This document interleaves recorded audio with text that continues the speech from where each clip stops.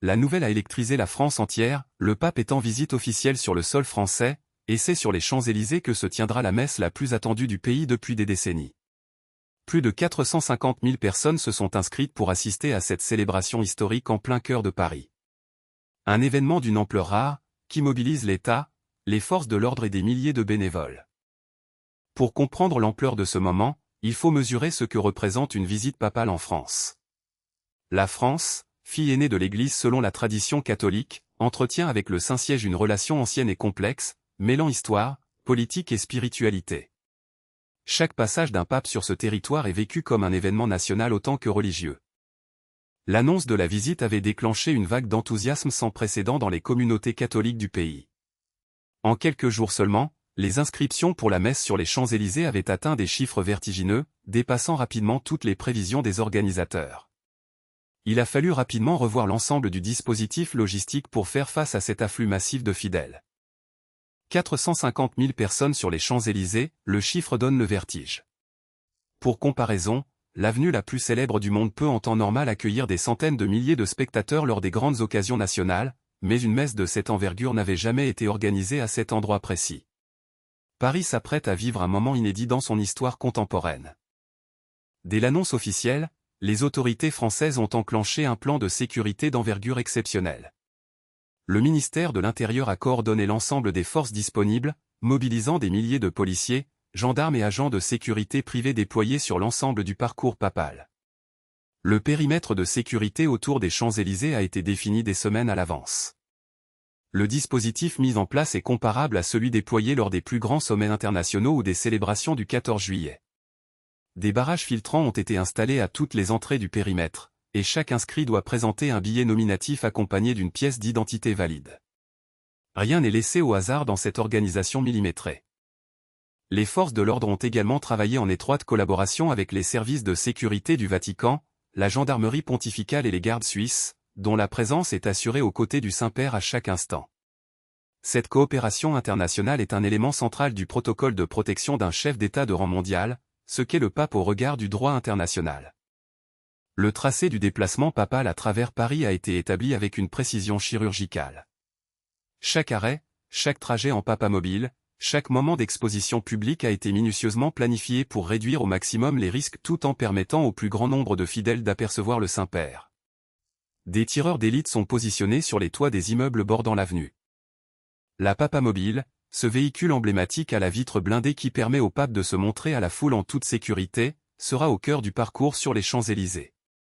Des milliers de fidèles se presseront de part et d'autre de l'avenue pour apercevoir quelques secondes celui qu'ils considèrent comme le vicaire du Christ sur terre. Pour beaucoup, ce sera l'événement spirituel de toute une vie. Les abords des Champs-Élysées ont été transformés en véritable zone de déploiement logistique depuis plusieurs jours. Des gradins ont été montés à intervalles réguliers le long de l'avenue, des écrans géants installés pour permettre aux fidèles les plus éloignés de suivre la célébration en direct, et des milliers de chaises disposées face à l'autel monumental dressé à l'une des extrémités de l'avenue. L'autel principal, œuvre d'un scénographe reconnu, a été pensé pour allier solennité religieuse et visibilité à grande échelle. Il s'élève à plusieurs mètres de hauteur, visible depuis les deux extrémités de l'avenue, et est encadré de sculptures et d'ornements liturgiques réalisés pour l'occasion. Sa conception a mobilisé des artisans et des artistes français pendant plusieurs semaines. Du côté des transports, la préfecture de police de Paris a mis en place un plan de circulation sans précédent. De nombreuses lignes de métro et de RER ont vu leurs fréquences augmenter, des trains spéciaux ont été affrétés depuis les grandes villes de province, et des parkings relais ont été ouverts en périphérie de la capitale. L'objectif est de fluidifier l'arrivée et le départ de plusieurs centaines de milliers de personnes en toute sécurité. Les fidèles venus de toute la France et de l'étranger ont commencé à affluer vers Paris dès la veille de la messe. Les hôtels de la capitale affichaient complets depuis des semaines, et de nombreux pèlerins avaient opté pour des solutions alternatives, hébergements chez l'habitant, campings improvisés, salles paroissiales transformées en dortoirs de fortune. L'ambiance dans la ville était celle d'un grand rassemblement populaire, chaleureux et recueilli. Car c'est aussi cela, une visite papale, un pèlerinage collectif, un moment où des individus au parcours très différents se retrouvent unis par une même foi et un même désir de proximité avec celui qui en est le symbole vivant. Parmi les inscrits, on comptait des familles avec de jeunes enfants, des personnes âgées qui avaient assisté à des visites papales précédentes, des jeunes gens venus pour la première fois vivre un tel événement. La France compte plusieurs dizaines de millions de catholiques, même si la pratique régulière a considérablement évolué au fil des générations. Mais une visite papale a ce pouvoir particulier de réveiller une appartenance culturelle et spirituelle profonde, même chez ceux qui ne se rendent plus à la messe chaque dimanche. Beaucoup de Français qui se décrivent comme catholiques non pratiquants avaient tenu à s'inscrire pour cet événement exceptionnel. Les autorités religieuses françaises, au premier rang desquelles la Conférence des évêques de France, avaient travaillé pendant de longs mois à la préparation spirituelle et logistique de cet événement. Des catéchèses préparatoires avaient été organisées dans les paroisses, des livrets de chants distribués, des temps de prière proposés à l'échelle nationale pour préparer les fidèles à vivre pleinement ce rassemblement historique. Le programme de la visite papale en France ne se limite pas à la messe sur les Champs-Élysées. Le Saint-Père a également prévu des rencontres avec les autorités de l'État, des temps d'échange avec des représentants de différentes confessions religieuses, ainsi que des moments plus intimistes avec des communautés particulières, notamment des jeunes et des personnes en situation de précarité. Chaque étape de cette visite est pensée comme un message adressé à l'ensemble de la société française. La rencontre avec les représentants des autres religions est particulièrement symbolique dans un pays comme la France, où la laïcité est un principe constitutionnel fondamental. Elle témoigne de la volonté du Saint-Siège de s'inscrire dans un dialogue interreligieux sincère, et envoie un signal fort à toutes les communautés de croyants présentes sur le territoire français, qu'elles soient chrétiennes, juives, musulmanes ou autres. La dimension politique de la visite n'échappe à personne. Une rencontre entre le pape et le chef de l'État français est toujours un moment chargé de symboles, dans un pays où la séparation de l'Église et de l'État, consacrée par la loi de 1905, reste un principe auquel les deux parties sont attachées. Les images de cette rencontre feront le tour du monde et seront scrutées par les diplomates comme par les commentateurs. En attendant l'heure de la messe, les Champs-Élysées se transformaient progressivement.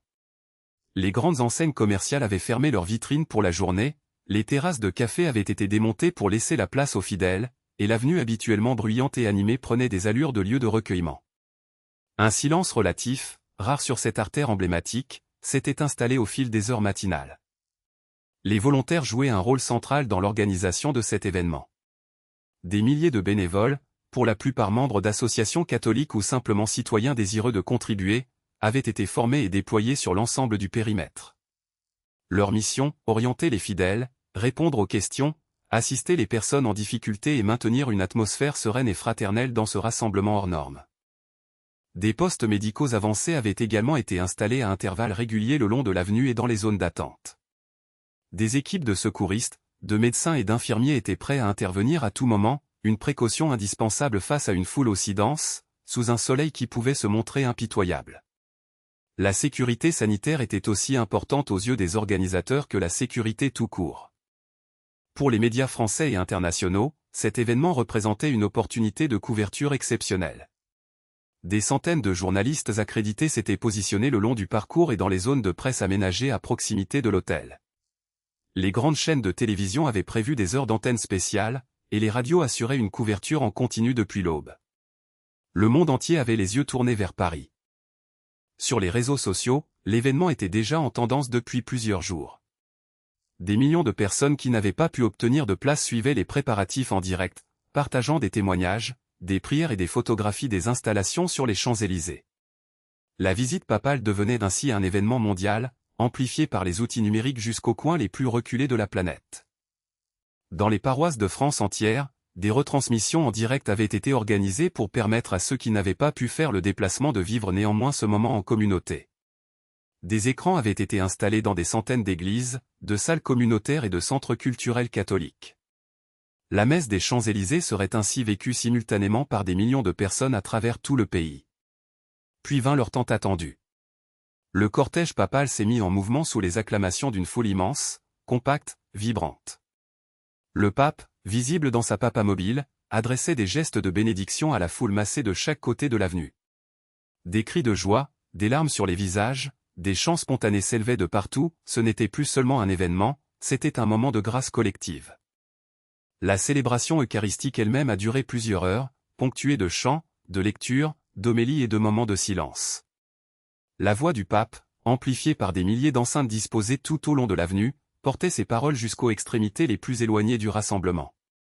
Dans sa prise de parole, le Saint-Père a adressé un message de paix, d'espérance et de fraternité, qui résonnait d'autant plus fort dans un monde traversé par de nombreuses tensions. Le moment de la communion a peut-être été le plus impressionnant sur le plan logistique.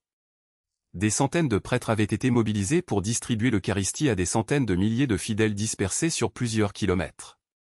Une organisation minutieuse, répétée, qui témoignait du travail colossal accompli dans l'ombre par des équipes de bénévoles et de clercs pendant de longs mois de préparation. À la fin de la célébration, lorsque le pape a donné sa bénédiction finale, un silence presque irréel s'est brièvement abattu sur les Champs-Élysées avant d'être brisé par une vague d'applaudissements et de chants. Des centaines de milliers de personnes, venues de tous les horizons, partageaient en cet instant une même émotion, un même sentiment d'avoir vécu quelque chose d'unique et d'inoubliable au cœur de Paris. La visite du pape en France restera dans les mémoires comme un événement majeur de la vie religieuse et culturelle du pays.